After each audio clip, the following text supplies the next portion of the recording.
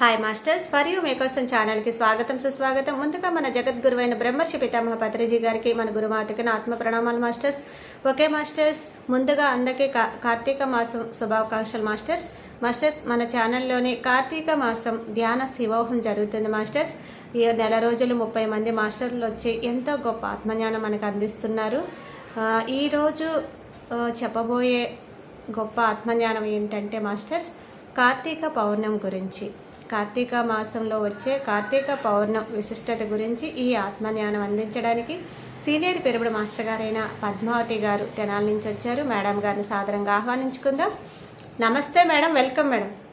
Madam sir, madam thank you so much. ముందుగా మనందరూ జగద్గురు అయిన బ్రహ్మర్షి పితామహ సుభాష్ పత్రిజీ గారికి ఆత్మప్రణామాలు.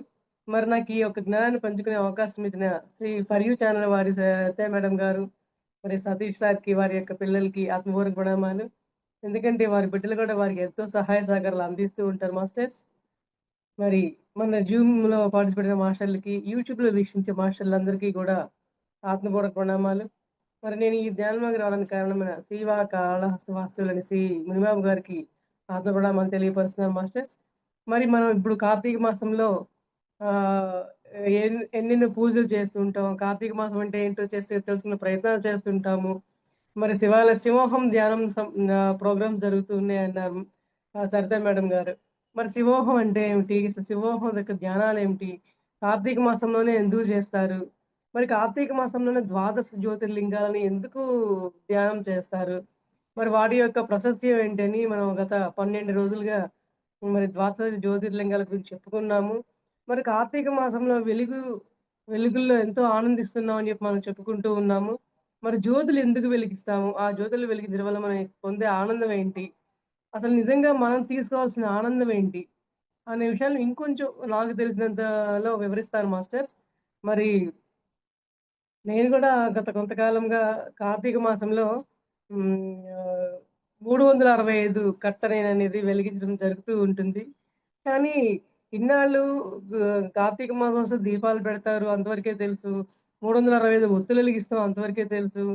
శివాలయం గుళ్ళకి వెళ్ళినప్పుడు అక్కడ ఏదో చాలా మంది వస్తారు, చాలా మంది పూజలు చేస్తారు, అంతవరకే తెలుసు నాకు కూడా. కానీ ఈ ధ్యానంలోకి వచ్చిన తర్వాత అసలు శివుడి గురించి ఎందుకు ధ్యానం చేయాలి, ఈ దీపాలని ఎందుకు వెలిగించాలి, అసలు ఈ ఒత్తులు వెలిగించే యొక్క ప్రాసెస్ ఏమిటి, మరి శివాలయం గుడికి వెళ్ళి మనం తెలుసుకుంటుంది ఏంటి, అసలు వెళ్ళి దీపాలు మాత్రమే వెలిగించి వస్తున్నామా, ఇంకేమన్నా తెలుసుకుంటున్నామా అసలు అనే విషయాన్ని నేను పొందిన అనుభవాన్ని షేర్ చేస్తూ దానికి గొప్పదనం తెలియపరుస్తాను మాస్టర్స్. మరి నేను కూడా అట్లా మీకులాగే కార్తీక మాసంలో శివాలయం గుడికి వెళ్ళినప్పుడు నాకు ఒక డౌట్, మరి శివుడు కూడా ఎందుకు ధ్యాన ముద్రలో ఉంటారు అనేది గత 40 ఏళ్ళగా నాకు డౌట్ మాస్టర్స్. శివాలయం గుడిలో శివుడు ఎందుకు ధ్యాన ముద్రలో ఉంటారు, మనం ఆయన్ని ప్రార్థిస్తాము, మరి ఆయన ఎవరిని ప్రార్థిస్తారు అనే డౌట్ నాకు ఇప్పుడు మన యొక్క ఆనాపానసతి ధ్యానంలోకి వచ్చిన తర్వాత, పత్రిసారి యొక్క జ్ఞానం తెలుసుకున్న తర్వాత, మరి ఆ శివ మహాదేవుడు కూడా పరబ్రహ్మాండ మండలానికి ఏకత్వం అవ్వడానికి కోసమని మరి ఆనందాన్ని ఏదైతే పొందారో ఆ యొక్క ఆనందం అనేది, నిరాడంబరత్వం అనేది, వాటిని నిలుపుకోవడం కోసం ఆ శివ మహాదేవుడు కూడా ఇంకా ధ్యానంలో నిరంతరం ఉంటూనే ఉంటారంట. మనం చేయవలసిన ప్రయత్నాలు కూడా ఏంటంటే, మరి ఈ కార్తీక మాసంలో శివాలయం గుడికి వెళ్ళిన తర్వాత శివుడు గురించి ఆయన మా ఈ డౌట్ అందరికీ రావాలండి. మరి శివుడు ధ్యానంలో ఎందుకుంటారు, మనం ఇందులో అసలు ఆ విషయం ఆలోచిస్తున్నామా లేదా, మనం ఒత్తులు వెలిగిస్తున్నాం, ఎందుకు వెలిగిస్తున్నాము అనే విషయాలు మనం అందరికీ కూడా రావాల్సిన డౌట్ ఇది. ఎందుకంటే కార్తీక మాస పురాణం చెప్పుకోవడమే కాదు, చెప్పుకుంటూనే ఉన్నాం, గత కొన్నాళ్ళుగా తెలుసుకుంటున్నాం, చెప్పుకుంటున్నాం. కానీ మనం ఏం తెలుసుకున్నాం అందులో నుంచి జ్ఞానం అనేది మనకి అవసరం మాస్టర్స్. మరి నేను కొంత జ్ఞానాన్ని షేర్ చేసుకుంటా ఈ రోజున. మరి కార్తీక మాసం పౌర్ణమి యొక్క మన భారతదేశంలోనే ఈ ఉత్సవాన్ని పైవచ్చి ఎక్కువగా వైభవేతంగా చేసుకుంటూ ఉంటాం మాస్టర్స్. మరి ఈ ఇక్కడ ఉభయ దేవతా మూర్తులు ఉంటారంట, కొలువై ఉంటారంట. మరి ఎవరు ఉభయ దేవులు అంటే ఎవరు అనుకుంటున్నారు, శివ మహాదేవుడు, విష్ణుమూర్తి. హరిహరులు ఇద్దరిని కలిసి పూజిస్తారంట. మరి ఎక్కడ కూడా ఏదన్నా గుళ్ళకి వెళ్ళినప్పుడు ఆ ఒక్క దేవుడి గురించే ఉంటుంది తప్ప మిగతా వాళ్ళు ఎవరిని వేరే విగ్రహాలు పెట్టి వాళ్ళని కూడా పూజించేది అనేది ఉండదండి, సామాన్యం. కానీ శివలింగాల్లో, శివాలయం గుళ్ళల్లో మాత్రం సర్వదేవత, సమస్త గణదేవతలందరినీ కూడా ఆ విగ్రహాలు ఉండడం అయితేనేమి, వాటి యొక్క పూజా విధానాలు అయితేనేమి, ఎందుకు వారందరినీ కూడా శివ మహాదేవుడితో పాటు మిగతా దేవతా విగ్రహాలను పెట్టి ఎందుకు అలా కొలుస్తారని చెప్తారంటే ఏకత్వ భావన అనే విషయాన్ని తెలియపరచడానికి. భగవంతులలో వాళ్ళు వేరు, వీళ్ళు వేరు అని చెప్పి మనం పెట్టుకునే భావనలే కానీ వాళ్ళకే అటువంటివేమి ఉండవన్నమాట. సో, ఈ యొక్క శివ మహాదేవుని పూజించడం వల్ల మనలో ఉన్న మరి అజ్ఞానాన్ని తొలగించుకొని, మరి చీకటి అనే అంధకారాన్ని వదిలించుకొని వెలుగుల్లోకి మనం అడుగుపెట్టడం కోసమే ఈ సమస్త దేవగణాలందరినీ కూడా మనం పూజించాలి అనే విషయాన్ని తెలియపరచడం కోసమే శివాలయంలో సమస్త దేవగణ విగ్రహాలు పెట్టడం జరుగుతుందండి. అంటే ఇక్కడ ఏకత్వ భావనలు మనకి భగవంతుడు నేర్పిస్తున్నారన్నమాట. అందరూ కూడా ఏకత్వ భావనలో ఉండండి. మరి ప్రతిసారి మనకెప్పుడు చెప్తూ ఉంటారు. మై డియర్ ఫ్రెండ్స్ అంటారు. మై డియర్ గాడ్స్ అంటారు. మై డియర్ మాస్టర్స్ అంటారు. ఎందుకంటారు అంటే ఇక్కడ శివ మహాదేవుడు ఏదైతే తెలుపుతున్నారో ఆ యొక్క స్నేహభావాన్ని మన మాస్టర్స్ కూడా మనకు తెలియపరుస్తున్నారన్నమాట. మన పరమ గురువులు కూడా. అందరిలో కూడా స్నేహతత్వ భావాలు రావాలి. ప్రేమపూర్వక భావాలు అభివృద్ధి చెందాలి. అందరిలో కూడా భగవంతుడి స్వరూపం చూడగలిగేంత ఆ యొక్క మనస్తత్వాన్ని మనం ఎదగాలి. ఈ కార్తీక పౌర్ణమి విశిష్టతే కాదు, ఇంకొక దేవుడి విశిష్టత కావచ్చు. ఎటువంటి పండుగలు మనం జరుపుకుంటున్నా కూడా ఆ యొక్క దినాల్లో వచ్చే విశిష్టత ఏమిటని తెలుసుకునే ప్రయత్నమే మనందరం చేయాలి మాస్టర్స్. ఆ కథలు తెలుసుకోవడం ద్వారా, ఆ విశిష్టతను తెలుసుకోవడం ద్వారా అంతవరకు మనం ఆగిపోకూడదు. అందులో ఉన్న గొప్పతనాన్ని మనం కూడా మన జీవితాల్లో అప్లై చేసుకుంటూ, మరి ఆ యొక్క శివ మహాదేవుల వారు ఇచ్చిన ఆ యొక్క జ్ఞానాన్ని మనం లైఫ్‌లో ఇంప్లిమెంట్ చేసుకుంటూ, మరి శివుడు ఏదైతే ధ్యానం చేస్తున్నారో ఆ శివ మహాదేవుడు మనం కూడా ఆ ధ్యాన మార్గంలోకి అడుగుపెట్టాలనే విషయం తెలియపరచడం కోసమే మనం శివాలయం గుళ్ళకి వెళ్ళాలి. ఇక్కడ ఈజీగా అర్థమయ్యే పాయింట్ అండి. శివాలయం గుడికి అడుగుపెట్టిన వెంటనే మనకి జ్ఞప్తికి రావాల్సిందేంటంటే, మనం కూడా ఎన్ని పూజా హోమాలు జరిపినా కూడా శివ మహాదేవుడిలాగా మనం చివరాఖరికి ధ్యానంలోకి రావాల్సిందే. ధ్యానం అంటే ఏంటో తెలుసుకోవాల్సిందే. ఆ యొక్క విశిష్టత ఏమిటి? కార్తీక పౌర్ణమి విశిష్టత తెలుసుకొని మనం ఏం చేస్తున్నాము? అట్లాగే శివ మహాదేవుడు శివుడు ఎందుకు ధ్యానం చేస్తున్నారు? మరి దాని యొక్క గొప్పతనం ఏంటి? అని తెలుసుకునే ప్రయత్నాలు మాత్రం అందరం ఖచ్చితంగా తెలుసుకోవాలండి. ఓకేనా మాస్టర్స్? మరి ఆహ్, దామోదరుడు త్రయంబకారాధన కూడా చేస్తారంట. ఎందుకు మరి బృహస్పతి నక్షత్రం కూడా దర్శనం ఇస్తుంది ఇక్కడ అంటారు. మరి ఇక్కడ దీని అర్థం ఏంటి? గురు శిష్యుల సంబంధం కూడా చాలా అద్భుతంగా తెలియపరుస్తున్నారనమాట. అంటే ఒక గురువు లేనిది శిష్యుడనేవాడు, నేర్చుకునేవాడనేది ఉండదు కాబట్టి, ఇక్కడ గురు శిష్యుల సంబంధాన్ని కూడా తెలియపరచడం జరిగింది. కానీ మన ప్రతిసారి మనకేమంటారంటే, మన దాంట్లో గురువు లేరు, శిష్యులు లేరు. ఉన్నదల్లా కూడా గురువులే. ప్రతి ఒక్కళ్ళు కూడా మనందరికీ కూడా ఆది గురువైన ఆది శంకరాచార్యులు గారు, మన మన ఈ మన శివ మహాదేవుడే మనందరికీ కూడా గురువు. మరి ఆ గురువు ద్వారా మనం ఏమి నేర్చుకుంటున్నాం అనే విషయమే మనకి అందరికీ కూడా రావాల్సిన విషయం మాస్టర్స్. మరి ఈ యొక్క త్రిమూర్తుల ద్వారా మనం తెలుసుకోవాల్సిన విషయం ఏంటి? ధ్యానము, స్వాధ్యాయము, సజ్జన సాంగత్యం. మన యొక్క కార్తీక మాస విశిష్టత కావచ్చు, ఏదైనా ఇప్పుడు ద్వాదశ జ్యోతిర్లింగాలన్నీ మనం తెలుసుకుంటూ వచ్చాం మాస్టర్స్. ఈ ద్వాదశ జ్యోతిర్లింగాలందరిలో కూడా అన్నీ కూడా మనకి చివరాఖరికి మనం తెలుసుకోవాల్సింది త్రిమూర్తుల గురించి తెలుసుకోవాలి. మరి శివ మహాదేవుడి చేతిలో త్రిశూలం ఉంటుంది. మరి ఆ త్రిశూలం యొక్క అర్థం ఏమిటి? అంటే ఈ త్రిమూర్తి తత్వం అంటే తెలియపరచడం కోసమే మనకుంది.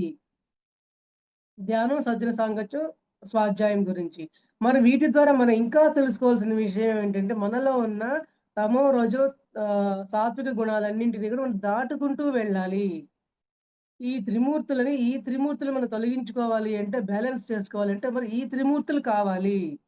మరి శివమహాదేవుడు మరి ఎప్పుడూ జటాజూటధరుడై ఉండి, మరి ధ్యాన ముద్రలో ఉంటూ, మరి మెడలో నాగుపామును ధరించి, చేతిలో త్రిశూలాన్ని ధరించి ఉంటారు అంటే, దాని యొక్క అర్థాన్ని గమనించాలి మాస్టర్స్ మనం. కార్తీక మాసం జరుపుకుంటున్నామా, దీపాలు వెలిగిస్తున్నామా మాత్రమే కాదు.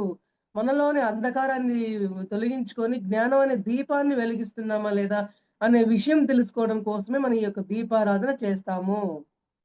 మరి 3 ఒత్తులు పెట్టాలి, 360 ఒత్తులు పెట్టాలి అని చెప్పి ఒత్తుల లెక్క చూస్తారు గానీ, అసలు అవెందుకు పెడతారు? దాంట్లో ఉన్న మర్మం ఏమిటి? దాని నుంచి మనం పొందవలసిన విషయం ఏమిటి? మరి 3 ఒత్తులు పెడతారని చెప్పి అన్నప్పుడు దాని గురించి ఏంటంటే, మనలో ఉన్న తమో, రజో, సాత్విక గుణాలన్నింటినీ కూడా మనం బ్యాలెన్స్ చేయాలండి. నిరంతరం మన ధ్యాన సాధనలన్నీ కూడా ఇప్పుడు శివమహాదేవుడు కూడా మనకిచ్చే ఇండికేషన్ అదే. మీరందరూ కూడా ధ్యాన సాధనలు చేయండి. మీలో ఉన్న యొక్క త్రిగుణాల్ని తొలగించుకోండి. బ్యాలెన్స్ చేసుకోండి. ఇటువంటి విషయాలు తెలియపరుచుకోవడం కోసమే ఇటువంటి పండగలన్నీ తీసుకొచ్చి, దాని యొక్క గొప్పదనం తెలుసుకున్న తర్వాత దీన్ని మనం చేయవలసిన బాధ్యత ఏంటి? మన యొక్క కర్తవ్యం ఏంటి? తెలుసుకోవడం కోసమే ఇయన్నీ కూడా పూజా విధానాలు, మన పండుగలన్నీ వస్తున్నాయనే విషయం తెలుసుకోవాలండి ప్రతి ఒక్కళ్ళు కూడా. అవునా అండి? మరి మన పండుగ రోజుల్లో అందరూ ఏం చేస్తారు? ఉపవాసాలు చేస్తూ ఉంటారు. ఎందుకు ఉపవాసాలు చేస్తారండి? కొంచెమే తినాలి, మిత భోజనం తినాలి, మరి ఆకుకూరలు అదే పండ్లే తినాలి, పాలే తాగాలి, హెవీ ఫుడ్ తీసుకోకూడదు అంటే, అంటే మీరు చేసే ప్రతి పని యొక్క కూడా శరీరానికి ఎంతవరకు అవసరమో అంతవరకే ఇస్తే, అది మన యొక్క మానసికంగా గూడా ఎంతో ప్రభావితం చూపించి, మన యొక్క సాధనలని తేలికతనం చేస్తదనమాట మన యొక్క ఆహారం. మనం తీసుకునే ఆహారం కూడా మన మీద అంత ప్రభావితం చూపిస్తుంది. మరి మన అన్నమయ కోశానికి మనం అంత చక్కటి ఆహారాన్ని ఇవ్వగలిగినప్పుడే, మన ఆధ్యాత్మికంగా కూడా మనం ఎదగగలము. మనం ఏవైతే మనలో ఉన్న ఈ యొక్క గుణాలు ఏవైతే ఉన్నాయో అవన్నీ గూడా మనం సరైన విధంగా తొలగించుకోవాలి అంటే, మన యొక్క అన్నమయ కోసం మన శరీరం కూడా ఎంతో సహకరించాలి. ఎందుకంటే మరి మన యొక్క శరీరం ఆత్మకి సహకరిస్తేనే కదా మనలో ఉన్న గుణాల్ని మనం తొలగించుకునే ప్రయత్నం కావాలి అంటే శరీరం ద్వారా ఆత్మకి ఆలయం కావాలి. మన శరీరం ఆత్మకి గృహ నిర్మాణం అవుతుంది కాబట్టి, మనం యొక్క గుణాలను తొలగించుకోవాలంటే శరీరాన్ని చక్కగా అభివృద్ధిలో పెట్టుకుంటే, ఎప్పుడు ఆరోగ్యంగా ఉంచుకుంటే మన సాధనలన్నీ గూడా అద్భుతంగా కొనసాగుతూ ఉంటాయి కాబట్టి, ఈ యొక్క పండగ పర్వదినాల్లో ఉపవాసాలు చేస్తూ ఉంటారు. అనే విషయాన్ని ప్రతి దానికి లోతుగా చూడాలి తప్ప, మొండిగా అట్లా చూసుకుంటూ వెళ్ళిపోవడం కోసం కాదు మాస్టర్స్ పండుగలొచ్చేవి. ఓకేనా అండి? మరి ఈ సమయంలో మరి మన కర్మను దగ్ధం చేసుకోవాలి. మరి ఎందుకు మనం టెంపుల్స్‌కెళ్తామండి, పూజలు చేస్తాం, మరి హోమాలు చేస్తుంటాము, దీపాలు వెలిగిస్తుంటాం. ఇయన్నీ ఎందుకు? మన కోరికలు తీరడానికి, మన కష్టాలు తొలగడానికి, మన కన్నీళ్లు తొలగడానికి. స్వామి మరి టెంపుల్స్‌కి ఎందుకు వెళ్లి అందరూ ఈ చేసేది ప్రయత్నం దాని వెనకాల అంతరార్థం ఏంటి? మన కష్టాలు తొలగాలనే కదా అందరం చేసేది. మరి మన కష్టాలు ఎలా తొలగుతాయండి? దీపం వెలిగిస్తే కష్టం తొలగిపోతుందా? చెప్పండి. దీపం వెలిగించినంత మాత్రాన కష్టం తొలగిపోదు. మీ యొక్క హృదయాన్ని అర్పించాలి. మీ యొక్క హృదయాన్నే అందులోని నూనెగా మీ హృదయం ఉంటే, ఆ జ్యోతి రూపంలో మీ హృదయం వెలుగుతూ ఉంది కాబట్టి, మీ హృదయంలో ఉన్న ఆ యొక్క ఏవైతే మరి ఆ త్రిగుణాలు ఉన్నాయో అవన్నీ గూడా మనకు దగ్ధమైపోయి, తద్వారా వచ్చిన కర్మలన్నీ దగ్ధమైపోయి, మనం ఆనందంగా జీవించడానికి మనకి తోడ్పడుతుంది అనే విషయాన్ని మనం అర్థం జేసుకోవాలండి. అంటే ఒత్తులనేవి మన యొక్క త్రిగుణాలైతే అందులో అవి వెలిగించడం కోసం మనం నూనె వేస్తాం దాంట్లో. ఆ నూనె అనేది మన యొక్క హృదయంని, మన హృదయంలో ఉన్న మన అంతరంగంలో ఉన్న దుర్గుణాలని మనం కాల్చివేయబడాలి. దీపం వెలగడం ద్వారా మనలోని అజ్ఞానం అంతా తొలగిపోయి, మనలో జ్యోతులు వెలుగుతూ ఉండాలి. జ్ఞానం అనే జ్యోతులు వెలుగుతూ ఉండాలి. అందువల్లే మనం ఈ యొక్క దీపారాధన చేస్తున్నామనే విషయాన్ని ప్రతి చిన్నది మనం అర్థం చేసుకుంటూ ఉండాలి మాస్టర్స్. మరి ఈరోజు ఏం చేస్తారంటే శివాలయం గుళ్ళ వల్ల సాధనలు చేసే వాళ్ళందరూ కూడా మరి జ్వాలా తోరణం మొదలు నడుస్తారంటండి. జ్వాలా తోరణం అంటే శివాలయం గుళ్ళల్లో ఇట్లా ఆర్చీలాగా మరి గోధుమ కంకులంట. గోధుమ కంకులు ఆర్చీలా కట్టి ఆ కంకుల మధ్యలో నుంచి ఈ జనాలందరూ కూడా గుడి లోపలికి ప్రయాణించి వెళ్లి దండాలు పెట్టుకొని పూజలు చేస్తూ ఉంటారు. కానీ ఈ తోరణం మధ్యలోకి వెళ్ళే యొక్క ఉద్దేశ్యం ఏంటంటే మరి వాళ్ళు పైలోకాల్లో నరకంలో నుంచి తప్పించుకోవడం కోసం, నరకంలో బాధలన్నీ తప్పించుకోవడం కోసం శివమహాదేవుడు వెంటనే మనం గూడా ఆయన అడుగుజాడల్లోనే మనం ప్రయాణిస్తే, ఆ యొక్క నరక బాధను తప్పించుకుంటామన్న ఉద్దేశంతో అలా నడుస్తామంట. కానీ ఇప్పుడు ఒకటి ఆలోచిద్దామండి. ఇప్పుడు ఆ యొక్క తోరణం కింద మన శివమహాదేవుడి వెనక నడుస్తూ ఉంటున్నాం. వెళ్తున్నాం. ప్రతి ఒక్కళ్ళు ఇలా చేస్తున్నారు. మరి వాళ్ళకి కర్మలు తొలగినయని వాళ్ళకెట్లా తెలుస్తుంది? అనుభవిస్తున్నారా మరి? ప్రాక్టికల్‌గా దాని యొక్క గొప్పతనం ఏంటి అది తెలుసుకునే ప్రయత్నం చేస్తున్నారా? మన కర్మల్ని ఏ రకంగా దగ్ధం చేసుకుంటున్నాము అనే విషయం మనం గమనించుకోవాలి. శివమహాదేవుడి వెంట మనం నడవాలి. ఎలా నడవాలంటే ధ్యానం చేయాలి. ఆయన నిరంతరం ధ్యాన సాధనలో ఉంటారు ఆ శివమహాదేవుల వారు. మరి ఆయన వెంబట మనం ఆ మార్గంలో నడవాలి అనే విషయాన్ని మనం తెలుసుకోవాలి. అది మాస్టర్స్. మరి యమలోక నరకయాతనలు తప్పించుకోవడం కోసమనే ఈ యొక్క పురాణాల్లో చెప్పబడుతూ ఉన్నాయంట. మనం పురాణాల ప్రకారం ప్రతిదీ మనం ఫాలో చేసేస్తూ ఉంటున్నాం గానీ, నిజమైనది ఫాలో చేయాల్సిన విషయం ఏంటనే విషయం మన యొక్క ఆనాపానసతి ధ్యానంలో మన పత్రి సారు మరి గుళ్ళకి మనం వెళ్ళినప్పుడు పూజలు చేయటం మాత్రమే కాదు, అక్కడ కూర్చొని ధ్యాన సాధనలు కూడా చేయాలి. దేవాలయాల్ని ధ్యానాలయాలుగా కూడా మార్చాలి అనే విషయం మనం తెలుసుకోవడం కోసమే ఇవన్నీ కూడా మనకి తెలియబడటం జరిగింది. మరి దేవాలయాలకి మనం వెళ్ళినప్పుడు మన ధ్యాన సాధన చేయమంటున్నారు. అందరూ ఏం చేస్తారు? మొత్తం పూజా కృతులు మొత్తం అయిపోయిన తర్వాత ఇళ్ళకి వెళ్ళబోయే టైంలో ఒక 2 నిమిషాలు కూర్చుంటారు. ఎందుకు కూర్చుంటారు? దానొక అర్థం ఏంటి అంటే, కొంచెం సేపున నీ మనసుని నిలిపి, నీ హృదయంలో ఉన్న దౌర్బల్యాలన్నిటిని పక్కన పెట్టేసి, నీ హృదయంలో ఉన్న మాలిన్యాలన్నీ నువ్వు ధ్యానం ద్వారా కడుక్కొని, అద్భుతంగా నువ్వు ఇంటికి తిరిగి వెళ్ళాలి. ఆత్మశక్తితో నువ్వు ఇంటికి తిరిగి వెళ్ళాలి. ఆ యొక్క దేవాలయంలో ఉన్న శక్తిని నువ్వు ధ్యానం ద్వారా నువ్వు స్వీకరించి, అప్పుడు నువ్వు ఆత్మశక్తితో ఇంటికి తిరిగి వెళ్ళాలి అనే ఒక ఉద్దేశంతోటే మనం దేవాలయాల్లో చివరికి కూర్చొనే ఒక సంప్రదాయాన్ని పెట్టారు మాస్టర్స్. కానీ ఇప్పుడు ఎలా ఉంది ఆ సంప్రదాయం అంటే ఫార్మాలిటీ. మొత్తం అయిపోయినాక గంటలు గంటలు క్యూల్లో నుంచుంటారు. గంటలు గంటలు పూజలు చేసిన తర్వాత మొత్తం అయిపోయిన తర్వాత అక్కడంతా తన్నుకుంటూ, నెట్టుకుంటూ అదంతా చేసి మొత్తం అయిపోయిన తర్వాత జస్ట్ అట్లా ఆనిచ్చి నేను ఎంతో మందిని చూసానండి. చేతులు కింద పెట్టి అలా ఆనిచ్చి మళ్ళీ పైకి లేచి ఎళ్ళిపోతారు. అట్లా అయిపోయిందనమాట చివరికి. చేసేది ఎందుకు చేస్తున్నామో కూడా తెలీదు. పోనీ సపోజ్ పూజ చేస్తున్నారు. పూజను కరెక్ట్‌గా ప్రశాంతంగా చేస్తున్నారా? ఇది ముట్టుకోకూడదు, అది పట్టుకోకూడదు, ఇది అంటూ, అది సొంటూ, ఇది ముట్టుకుంటే పాపం వస్తుంది. ఇన్ని ఒత్తులు వెలిగించకూడదంట. అన్ని ఒత్తులు వెలిగిస్తేనే మనకు పుణ్యం వస్తుందంట. అని మళ్ళీ దీంట్లో కూడా ఎన్నో రకాల వేరియేషన్స్. అక్కడ కూడా ప్రశాంతమే లేదు. ప్రశాంతంగా దీపం పెట్టుకొని ఏమన్నా కళ్ళు మూసుకొని హాయిగా కూర్చుంటున్నారా? అది కూడా లేదు. ఏ ప్రసాదం పెట్టకపోతే ఆయనకిష్టమో, ఏ ప్రసాదం పెట్టకపోతే ఆ భగవంతుడు మనల్ని శపించేస్తాడో అనే భయమే. భక్తి కూడా భయం వల్ల చేస్తున్నారే తప్ప భక్తిగా చేయటం లేదు. కనీసం ఆ భక్తన్నా కరెక్ట్‌గా చేస్తే లోపల నుంచి నువ్వు అంతరంగ ప్రవేశం చేసి, అది కూడా ధ్యానంగా మారే అవకాశం కొంతకాలానికైనా ఉంటుందండి. కానీ ఆ కొంతకాలానికి ధ్యానంగా మారే అవకాశం కాదు గదా! నీ భక్తే సరిగా ఉంటుందా లేదా అనే విషయాన్ని ఎవరికి వాళ్ళు పరీక్షించుకునే ప్రయత్నం గూడా చేయటం లేదు. మన యొక్క ఈ పురాణాలన్నీ విశిష్టత తెలుసుకోవటం అనేది ఈ రకంగా తెలుసుకోవాలే కానీ, ఒక కథ రూపంలో తెలుసుకుంటూ, చెప్పుకుంటూ వెళ్ళిపోవడం అనేది గూడా సరైంది కాదు మాస్టర్స్. ఎందుకంటే మనం ఒక విషయాన్ని తెలుసుకొని మనం చెప్పగలుగుతున్నాం. ఇవాళ మరి సరిత మేడం గారు, పద్మా మేడం గారు తెనాలి నుంచి వచ్చారు. కార్తీక మాసం యొక్క విశిష్టత తెలియపరచడానికి. మరి ఈ యొక్క గొప్పతనాన్ని తెలియపరచాలి అంటే ఇందులో నా అనుభవం కావాలి. మరి ఈ యొక్క శివమహాదేవుడిని నేను ధ్యానిస్తున్నానా? ధ్యానించే నా యొక్క శక్తి ఏంటి? నా యొక్క అనుభవం ఏంటి? నేను పొందిన ఆత్మానుభవం ఏంటి? మరి ఈ యొక్క విశిష్టత మీరు గూడా పొందాలి గదా మాస్టర్స్! నేనొచ్చాను, నేను చెప్పాను అంటే, మీరు ఆ విషయం గమనించాలి అనేదే నా యొక్క లక్ష్యం మాస్టర్స్. అందువల్ల మనం ప్రతి ఒక్కళ్ళం గూడా లక్ష్యంగా మారదాం. లక్ష్యాన్ని పెట్టుకుందాం. దేవాలయాలన్నిటిని గూడా ధ్యానాలయాలుగా మార్చే ప్రయత్నిద్దాం. ప్రతి ఒక్కళ్ళకి కూడా దేవాలయంలో వెళ్ళినప్పుడు గూడా మనం పక్కన ఉన్న వారికి ఏవండీ ఒక 5 సేపు కూర్చోండి, ధ్యానం చేసుకుంటే మంచిది అని ముఖపరిచయం ఉన్నా లేకపోయినా మనం చెప్పవచ్చు. ఒక మంచి విషయాన్ని ఎవరికైనా సరే మనం షేర్ చేయవచ్చు అనే విషయాన్ని మనం తెలుసుకుంటున్నామండి. తెలుసుకోవాలి కూడా. అవునా మాస్టర్స్? మరి ఇక్కడ శివుడు ధ్యానం చేస్తూ ఉండగా చేస్తూ మన కర్మను దగ్ధం చేసుకోవడం ద్వారా మరి శివుడిని అంటే సర్పశివుడిగా భావిస్తారంట. సర్పశివుడిగా పూజిస్తారంట. కానీ ఇక్కడ మనం ఏం చేయాలంటే సర్పశివుడిగా మనం పూజిస్తున్నాము. కానీ మనం దాని గురించి ఏం తెలుసుకుంటున్నాం? ఎందుకంటారు సర్పశివుడిగా అనే ఉద్దేశంతో మనం జ్ఞానపరంగా తీసుకోవాలండి ప్రతి విషయాన్ని కూడా.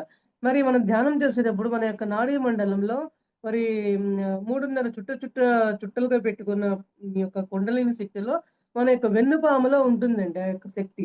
ఆ రకంగా మన కుండలినిలో ఉన్న వెన్నుపాముని తట్టి లేపి, మన నాడీ మండలి శుద్ధి చేసుకొని జ్ఞానపరంగా ఎదగడం కోసమే ఇక్కడ మనం శివమహాదేవుడిని మరి సర్పశివుడిగా భావించారన్న విషయాన్ని ఈ రకంగా మనం అర్థం చేసుకోవాలి.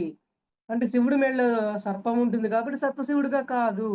ఆయన మెడలో సర్పం ఎందుకు ధరించారు? దాని యొక్క సింబాలిజం ఏంటి? దాని యొక్క జ్ఞానం ఏంటి అని తెలుసుకునే ప్రయత్నం మనం చేయవలెను అనే విషయాన్ని చెప్తున్నారు మాస్టర్స్.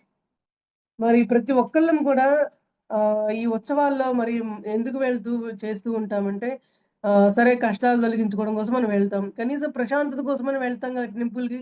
అక్కడికెళ్ళిన హాయిగా కూర్చోవాలి. మానసిక ప్రశాంతతో ఆనందం లభిస్తుంది.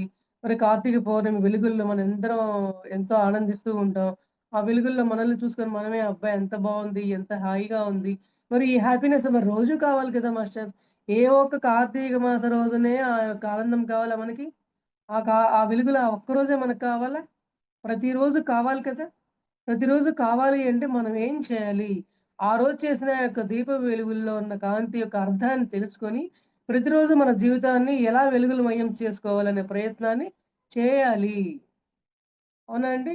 మరి ఈ ఆహారం కూడా శక్తివంతంగా తయారు చేసుకోవడం వల్ల మనం మానసికంగాను, శారీరకంగాను, ఆధ్యాత్మికంగాను కూడా మనం ఎదగడానికి ఎంతో దోహదపడుతుందండి. ఇక్కడ మనం చెప్పుకున్న ఏ విషయం కావచ్చు, ఏ దైవారాధన కావచ్చు, ఏదైనా సరే మన అన్నమయ్య కోసం నుంచి మనకి మొదలవుతుంది. మన అన్నమయ్య కోసం నుంచి మనం శుద్ధి చేసుకుంటూ వస్తేనే, తర్వాత మన ప్రాణమయ కోసం గానీ, మనోమయ కోసం కానీ, మరి ఆనందమయ కోసం గానీ, విజ్ఞానమయ కోసం గానీ అన్నీ కూడా ఒక్కొక్క స్టెప్‌లో ఒక్కొక్క విజ్ఞానం మనం ఎలా పొందుతామనే విషయాన్ని మనం మరి కూలంకషంగా తెలుసుకోవాలి అంటే, అన్నమయ్య కోసం దగ్గర నుంచి కూడా మనం మరి విగ్రహారాధన కావచ్చు, ధ్యానారాధనలు కావచ్చు, మనకు అన్నమయ్య కోసంతో ముడిపడి ఉంటుంది. ఆ యొక్క అన్నమయ్య కోసం అనేది మనం చక్కగా కాపాడుకుంటే ఎందుకంటే మరి ఆ యొక్క అన్నమయ్య కోసం బావుంటేనే మన శరీరం అద్భుతంగా ఉంటుంది. మన శరీరం అద్భుతంగా ఉంటేనే మన ఆత్మ మన లోపల చక్కగా కొలువై ఉండి, మన ఆత్మపరంగా ఎదగడానికి అవకాశం ఉండాలి అంటే, మన శరీరాన్ని చక్కగా కాపాడుకోవాలి కదా మాస్టర్స్! ఇక్కడ ఈ యొక్క పండుగల్లో శరీరాన్ని శుభ్రంగా ఉంచుకోవటం వెనకాల మనం ఈ యొక్క అంతరార్థం చూడాలి. మన అన్నమయ్య కోశాన్ని ఎంత అద్భుతంగా ఉంచుకోవడం ద్వారా ఆత్మ వికాసం ఎలా జరుగుతుంది? మన అంతరంగంలో జ్ఞాన వెలుగులు ఎలా వెలుగుతున్నాయి? జ్ఞాన దీపాలు ఎలా వెలిగించుకుంటున్నాము? మరి పండుగల సమయాల్లో మాత్రమే ఈ జ్ఞాన వెలుగులు కావాలా? నిరంతరం కావాలా? అనే విషయాన్ని మనం తెలుసుకుంటూ ఉందామండి ప్రతిరోజు కూడా. అవునా మాస్టర్? మరి మరి ఇక్కడ మనం ఈ విషయం ఎందుకు చూడాలంటే కార్తీక పౌర్ణమి రోజు శివుడు మనతో సాధనలు చేయిస్తారంట. ఎట్లా అంటే మన కర్మలను దగ్ధం చేసుకోవడానికి సరైన జ్ఞానాన్ని అందించి, మరి శివుడిలాగా మనం కూడా ధ్యానం చేయాలనే విషయాన్ని ప్రతి ఒక్కళ్ళకి ఎరుకలోకి తీసుకొచ్చే ప్రయత్నం చేస్తా ఉంటారంట. ఆయన చేస్తారు కానీ మనం చేస్తున్నామా లేదా అని మనం తెలుసుకోవాలండి. మన అంతరంగాన్ని మనం ప్రశ్నించుకోవాలి. శివమహాదేవుడు ఆయన యొక్క శివారాధన చేయిస్తూ ఉండే సమయంలో వారి యొక్క అంతరంగ ప్రయాణం చేయించడం కోసం చాలా ప్రయత్నం చేస్తారంట. కానీ ఆ యొక్క ప్రయత్నాన్ని మనం ఏంటంటే మనమే విఫలం చేసుకొని పూర్తిగా హ్మ్, బాహ్యమైన క్రియలకే మనం అంకితం అయిపోతున్నాము అనే విషయాన్ని మనం తెలుసుకుంటూ ఉండాలండి. అయితే మరి సమయం వృధా చేయకుండా మన సాధనలు చేయించడమే మన యొక్క శివమహాదేవుడి లక్ష్యము. అవునండి. మరిక్కడ ఈ ఈ త్రిపురాసుర మర్దనం చేసే సమయంలో సాధకుడికంట అత్యంతమైన శక్తి వస్తుందంటండి. ఆ అత్యంతమైన శక్తిని మనం గమనించుకోవాలి అన్నా కూడా ధ్యానమే. నువ్వు పూజా విధానంలో శక్తి వస్తున్నా కూడా నువ్వు దాన్ని సరికాని ఆలోచనల వల్ల ఆ యొక్క శక్తిని చేజార్చుకుంటున్నావు అనే విషయం తెలియపరుస్తున్నారు. మరి ఈ యొక్క పండుగని త్రిపుర పూర్ణమి దేవత త్రిపుర పూర్ణమి అంటారంట. మరలా దేవతల యొక్క దీపావళి పండుగని గూడా అంటారంటండి. ఇవి దేవతలు జరుపుకునే దీపావళి పండుగంట. ఎందుకంటే దేవతలు జరుపుకోవచ్చండి. ఎందుకంటే వాళ్ళందరూ కూడా జ్ఞానవంతులే గదా! ఆ దేవుళ్ళందరూ కూడా జ్ఞానవంతులే. మరి వాళ్ళు దీపావళి పండుగ జరుపుకున్నారని ఒక అర్థం ఉంది. కానీ మనమందరం గూడా దీపావళి పండుగ జరుపుకుంటున్నామే. మరి మనకేమన్నా ఎరుకుందా? ఈ దీపావళి పండుగ ఎందుకు చేసుకుంటున్నాం? దీపాల పండుగ ఎందుకు చేసుకుంటున్నాం? దీపావళి ఎందుకు చేసుకుంటున్నాం? దీపావళి పండుగేమో మనలో ఉన్న అజ్ఞానాన్ని తొలగించుకోవడం కోసం.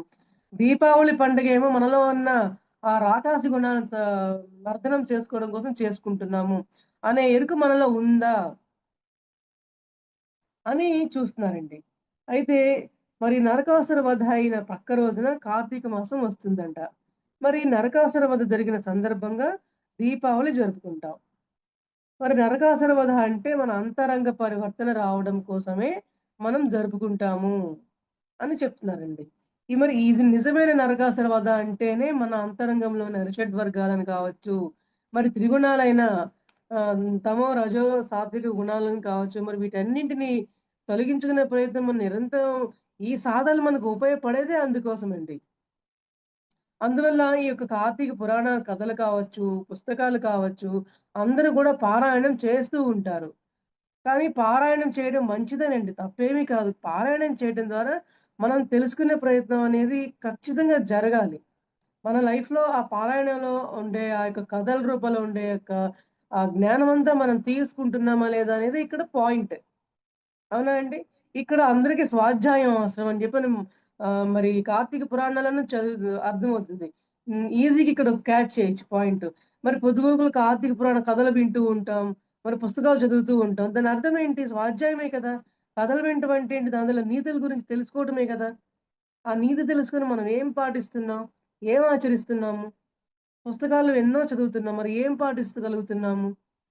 పాటించే వాళ్ళుంటే వాళ్ళు హ్యాపీ. ఇంకా పాటించే ప్రయత్నం వాళ్ళు చేస్తూ ఉంటారండి. కానీ అన్ని రకాల వ్యక్తులు ఉంటారు కాబట్టి ప్రతి ఒక్కళ్ళకి మనకు తెలిసిన జ్ఞానాన్ని ఇంకొకళ్ళకి పంచుతూ వాళ్ళని కూడా స్వాధ్యాయపరులుగా చేస్తూ, ధ్యానులుగా మారుస్తూ ఇట్లాంటి మరి సరితా మేడం గారు ఇట్లాంటి అవకాశాలు ఇచ్చిన ఈ యొక్క జూమ్ క్లాసుల ద్వారా కావచ్చు, సజ్జన సాంగత్యాల ద్వారా కావచ్చు మన జ్ఞానం పంచుకుంటూ ఉంటే అందరం కూడా చక్కగా ఎదుగుతూ ఉంటాము. మనము ఎదిగే ప్రయత్నం చేస్తూ ఉంటాం. మన ద్వారా తోటి వాళ్ళని కూడా మన జ్ఞానవంతులుగా మార్చే అవకాశం ఉంటుంది. మనం నేర్చుకోవాల్సిన జ్ఞానం ఇదే అని తెలియపరుస్తున్నారు మాస్టర్స్. మరి తారకాసురుడు అంటే రాక్షస సంహారమే. నరకాసుర వధే అని తెలియపరుస్తున్నారు. దీనివల్ల జరిగే సంతోషం వల్లనే మనకు ఆనందం వస్తుంది. మనలో ఉండే నరకాసురులు ఎందరో ఉన్నారు. మరి మనలో ఉండే నరకాసురులు ఎవరు వాళ్ళు? ఈర్ష్యాద్వేషాలు, అరిషడ్వర్గాలు, త్రిగుణాలు మరి ఇట్లా ఎన్నో ఉన్నాయన్నమాట. అంతరంగంలో ఉండే ఈ నరకాసురులందరినీ కూడా మనం సమూలంగా మరి రూపుమాపేసి చక్కటి రుద్రాభిషేకాలు చేస్తారంట. మరి రుద్రాభిషేకాలు ఏమని చేస్తారు? మనకు తెలిసిన రుద్రాభిషేకం అంటే మరి పాలతో చేయటం అని ఇట్లాంటి అభిషేకాలు చేస్తూ ఉంటారు. పాలతో చేయండి. పాలతో చేసేట సమయంలో మనం ఒక విషయం ఆలోచిద్దాం మాస్టర్స్. మరి శివాలయం గుళ్ళల్లో మనం ఎన్నో రుద్రాభిషేకం చేస్తూ ఉంటాము. మరి ఎంతో వేల మైళ్ళ దూరంలో ఉన్న ఈ యొక్క జ్యోతిర్లింగాల సమయంలో జ్యోతిర్లింగాలకు ఊర్లు వెళ్ళి ఎంతో శరీరానికి వచ్చి ఖర్చుకొచ్చి మరి వెళ్ళి అక్కడికెళ్ళి అభిషేకాలు చేయించి మరి అన్నీ చేస్తున్నప్పుడు మనం పెట్టే ఈ యొక్క ఖర్చులో మనం పరులకి ఏమన్నా దానం చేస్తున్నామా? మరి లేని వారికి ఏమన్నా మన వంతుగా సహాయం ఏమన్నా చేస్తున్నామా? మరి అన్నం లేని వారికి అన్నం ఏమన్నా పెడుతున్నామా? కష్టాల్లో ఉన్న వారికి మనమేమన్నా వాళ్ళ యొక్క కష్టాన్ని తెలుసుకొని వాళ్ళ కష్టాలను ఏమైనా తీర్చే ప్రయత్నం చేస్తున్నామా? ఒకవేళ చేస్తే సపోజ్ దానం చేశారు. కానీ నిస్వార్థంగా చేస్తున్నామా లేదా ఆ యొక్క దానము? మరి ఆ దానం కూడా నిస్వార్థంగా చేయాలి. ఈ యొక్క పేరు ప్రఖ్యాతుల కోసము నేను ఇన్ని దానాలు చేశాను, అంత సేవ చేశాను అనే విషయాన్ని గూడా మరి లెక్క ప్రకారంగా చేయించుకునే ఆ యొక్క సేవలు కూడా, ఆ యొక్క దానాలు కూడా ఎవరికీ కూడా ప్రతిఫలాన్ని అందించలేవు మాస్టర్స్. మరి ఈ యొక్క విధి విధానాల వల్ల మనం ఏం పని చేస్తున్నాము అనే విషయాన్ని అడుగడుగునా ప్రశ్నించుకునేవే ఈ పండుగలండి. పండుగలంటే కేవలం ఆనందాన్ని మాత్రమే ఇచ్చేది కాదు. అసలు ఆనందం ఎందుకొస్తుంది? ఆనందం వచ్చే ఆ యొక్క మూలమేంటి? ఆ మూలాలు మనం వెళ్తే మనలో ఏం పెంపొందించుకోవాలి? మనలో ఏవి పోగొట్టుకోవాలి? అనే విషయం తెలుసుకుంటం ద్వారా మాత్రమే ఆనందం వస్తుంది. అటువంటి ఆనందమే శాశ్వతమైన ఆనందము. ఇవన్నీ కూడా తాత్కాలికమైన ఆనందాల్ని అప్పటికప్పుడే పొందుతారు. మళ్ళీ అప్పటికప్పుడే మరుక్షణమే మళ్ళీ ఇంకో కష్టం వచ్చి తీరుతుంది. ఆ కష్టానికి మళ్ళీ మనం గూడా ఆహ్, మానసికంగా దౌర్బల్యం అయిపోతూ ఉంటాం. మరి నిరంతరం ఆనందం ఎక్కడుందండి? ఆనందం ఉన్నా మనం ఆనందం పడాలి. ఒకవేళ కష్టం వచ్చినా కూడా ఒకేళ వచ్చింది. దీన్ని ఎలా మనం హ్యాండిల్ చేసుకోగలాలి? మన ఇది జ్ఞానపరంగా ఎట్లా ఎదగాలి? అనే పరంగానే మనం తీసుకోవాలి. ఈ పండుగల యొక్క జ్ఞానాన్ని కూడా. అనే విషయాన్ని మనకి అడుగడుగునా మన యొక్క పరమ గురువైన మరి బ్రహ్మర్షి పితామహ పత్రిజీ గారు జ్ఞానాలయాలుగా మార్చాలి ఎందుకన్నారండి? ఇవన్నీ జ్ఞానం తెలుసుకోవడం కోసమే కదా! Okay masters. మరి చూడండి బాహ్యంగా ఎన్ని సేవలు చేసినా శివుడు కూడా ఆనందించడంటండి. మనం అనుకుంటాం. ఎందుకంటే ఆయనకి అన్నీ తెలుసు. అందరి అంతరంగాలు తెలుసు. మనకే మన అంతరంగమే ఏంటో తెలీదు. అవునా అండి? మన అంతరంగమే మనకు తెలిసినప్పుడు మనం ఏం చేసినా చేయకపోయినా కళ్ళు మూసుకొని ధ్యానం చేస్తూ ధ్యాన మార్గంలో ఉంటే అది నిరంతరమైన ఆనందం అనేది అది ఆ సాధన చేసిన వాళ్ళకి మాత్రమే ఆ అనుభూతి పొందగలడు అనే విషయాన్ని తెలియపరుస్తున్నారు. మరి అలా ధ్యాన సాధనలు చేస్తేనే నిజమైన ఆనంద తాండవం అనేది మన అంతరంగంలో జరుగుతుంది. ఆనంద తాండవం అంటే మనం ఏమనుకుంటాం? శివుడు చేసే ఆనంద తాండవము అనుకుంటాం. అవునా అండి? ఆనంద తాండవం శివుడు చేస్తారు. ఆయన అంతరంగంలో ఆనందంగా ఉంది కాబట్టి ఆయన ఆ తాండవం చేసుకుంటున్నారు. మరి మన అంతరంగంలో మరి ఆనందం ఉంటే ఏ తాండవం మనందరం చేయాలండి? మనకి ఆనంద తాండవం మనం ఏ రకంగా మనం చేయగలము? అది మనల్ని మనం ప్రశ్నించుకోవాలి మాస్టర్స్. అవునా అండి? మనకి ముక్తి, మోక్షం వస్తుందా? దీపాలు వెలిగించేస్తే మరి కష్టాలన్నీ తీరిపోయి మోక్షం వచ్చేస్తుందా? అనే విషయాన్ని మనం అందరం కూడా మనల్ని మనం పరీక్షించుకోవాలి అని చెప్పి చెప్తున్నారు. అవునా మాస్టర్స్? మన అందరం కూడా మనం పరీక్షించుకునే ప్రయత్నం ప్రతి ఒక్కళ్ళం కూడా చేద్దామండి. ఎందుకంటే ప్రతి ఒక్కళ్ళం కూడా చేస్తే ఏమవుతుందంటే, మన అంతరంగమైన కార్తీక మాసం, నిజమైన కార్తీక మాసం యొక్క ఆహ్, హ్మ్, మాసం మన అంతరంగంలో మనం చేసుకుంటాం. మనం చేసుకోవాల్సిన విధానం కూడా అదే. అవునా అండి? మరి ఈ యొక్క కార్తీక ఆహ్, ఆహ్, మాసంలో చేసిన శివుడి గురించి మనం అందరం ధ్యాన సాధనలు చేస్తుంటారు. మరి ఎన్నో పూజలు చేస్తారు కాకపోతే ఎందుకు శివుడిని మనం ప్రార్థిస్తామంటే, ఆయన మహా కరుణ ప్రభువండి. ఎందువల్లంటే మీరు సాధనలు చేసినా, చేయకపోయినా మీ కష్టాలను తొలగించి ఏదో ఒక రూపంలో కనీసం ఈ విధంగా అయినా సరే వీళ్ళు ధ్యాన సాధనలు ఇంకో జన్మలో ఈ జన్మలో కాకపోయినా మరు జన్మలో అయినా సరే చేస్తారులే అని ఆయనకి దయ ఎక్కువంట. కరుణ ఎక్కువంట మనందరి మీద కూడా. అందువల్ల మనం ఎటువంటి సాధనలు చేయకపోయినా మనల్ని కరుణిస్తూనే ఉంటాడు అని జెప్పి చెప్పడం జరుగుతుంది. అవునా అండి? మరి ఈయన విభూతిదారుడు, నిరహంకారి, నిరాకారి మరి హ్మ్. ఆహ్, అని చెప్తున్నారు. మరి నిరాకారి అంటే మరి శివుడు ఎటువంటి వారు అంటే మనం తెలుసుకోవాలి కదా! కార్తీక మాసంలో మనం తెలుసుకోవాల్సిన విషయమే ఆ శివ మహాదేవుడి యొక్క ప్రాశస్త్యం ఏంటి?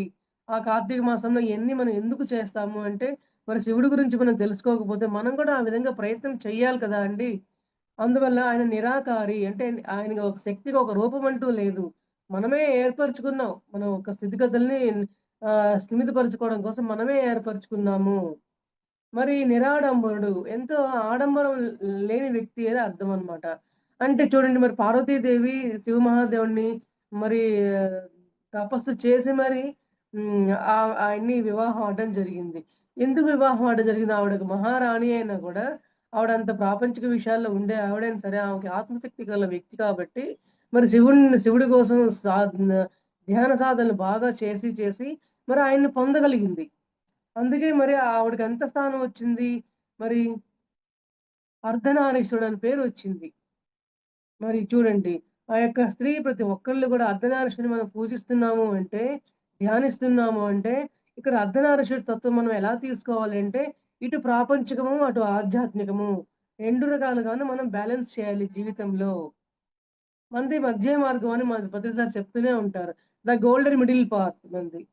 సో, మన మధ్య మార్గం అనేది మనకు శివమహాదేవుడు చెప్పకనే చెప్పి ఉన్నారు. అర్ధనారీశ్వరుడు యొక్క తత్వంలో మనకు చెప్పగానే చెప్పి ఉన్నారు. అవునా అండి? మరి ఆయన అగ్ని నేత్రుడు, మహా జ్ఞానవంతుడు, మహా గుణవంతుడు. మనం గూడా అటువంటి గుణగణాలు పెంపొందించుకుందాం. మనం గూడా అటువంటి జ్ఞానవంతులుగా మనం అందరం కూడా రూపాంతరం చెందుదాము. మరి ఆయన ఆత్మలింగ రూపధారి అంటారు శివమహాదేవుడిని.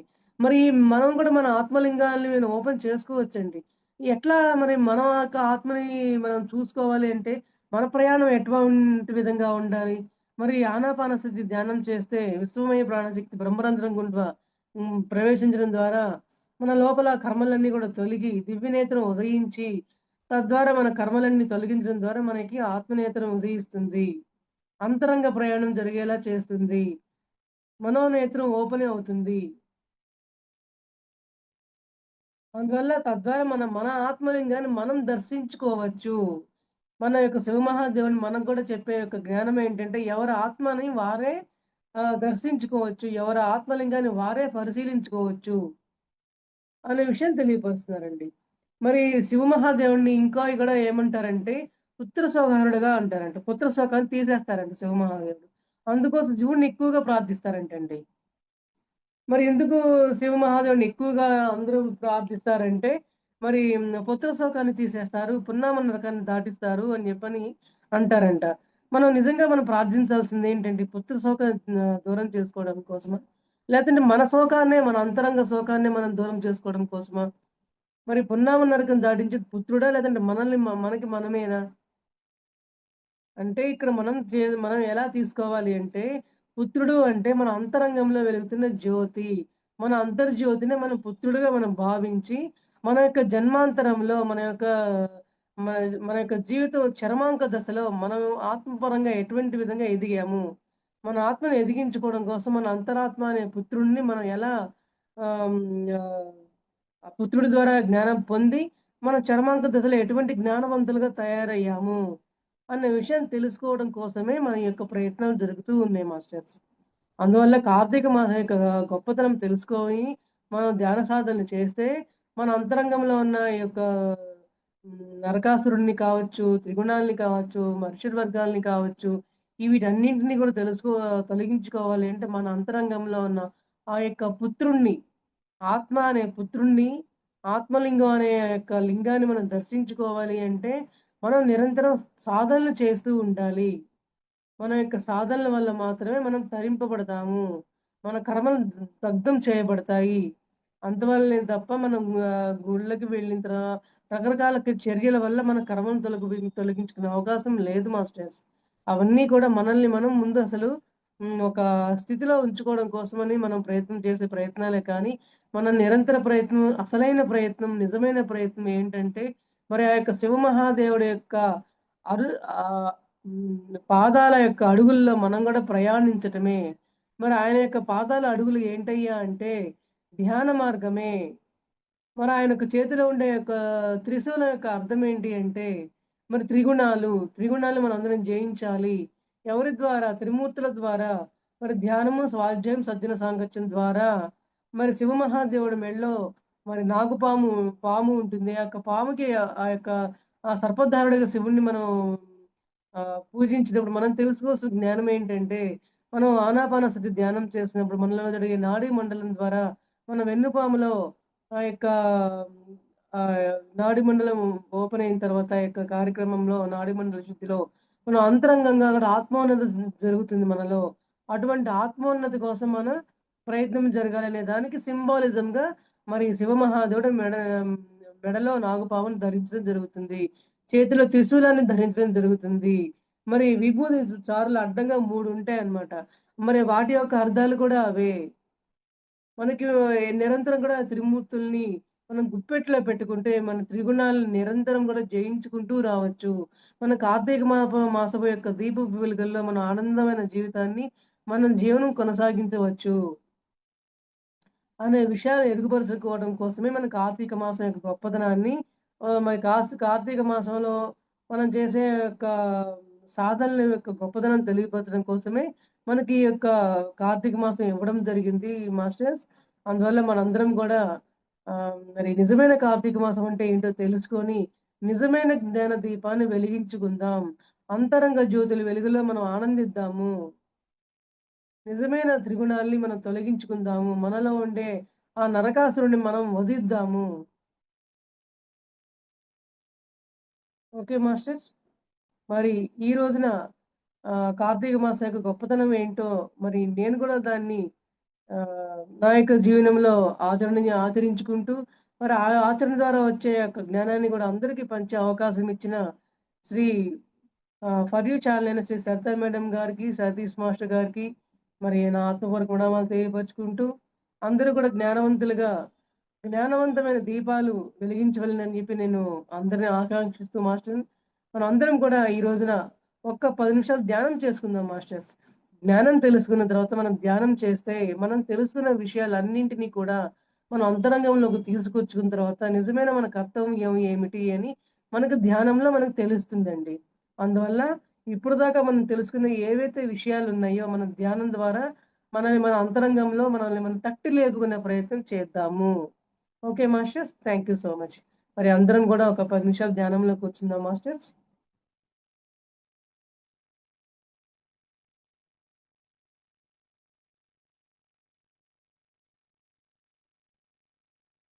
మై డియర్ మాస్టర్స్, అందరం కూడా కళ్ళు మూసుకుని కూర్చుందాము చక్కగా. ఎవరు కూడా కళ్ళు తెరవరాదు మాస్టర్స్. మరి వేళ్ళల్లో వేళ్ళు పెట్టుకొని కూర్చుందాము. కాళ్ళు 2 క్రాస్ చేసుకొని కూర్చుందాం మాస్టర్స్. ఎటువంటి ఆలోచనలు లేకుండా ప్రశాంతంగా కూర్చుందాం.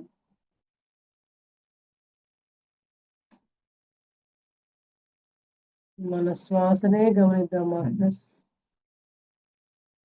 ఎందుకంటే మన శ్వాసే మన గురువు అని మన గురువులు వారు మనకు తెలియపరుస్తూ ఉంటారు. మరి మన శివమహాదేవుల వారు ఎటువంటి ధ్యానం అయితే చేస్తారో మరి వారి అడుగుజాడల్లో మనం ధ్యానం చేద్దాము.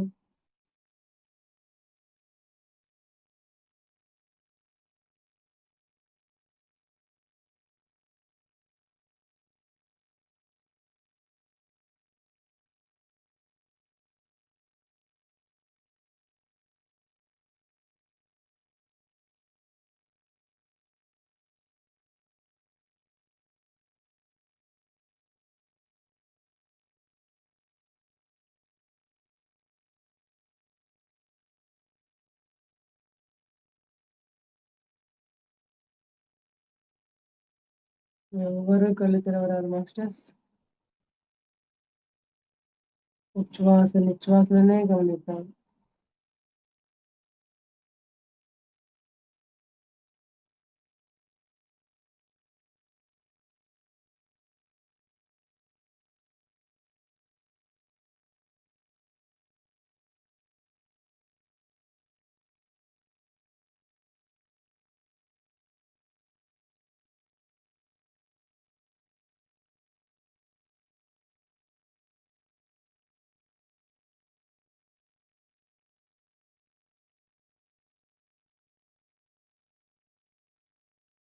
Thank you madam, thank you so much madam for you. మీకోసం మన ఛానల్కి వచ్చి ఎంతో గొప్ప ఆత్మజ్ఞానం అందించిన పద్మావతి మేడం గారికి ధన్యవాదాలు తెలుపుకుంటూ, మాస్టర్స్ ప్రతినిత్యం ఎరుకతోటి ధ్యానం, స్వాధ్యాయం, సజ్జన సాంగత్యం చేద్దాం మాస్టర్స్.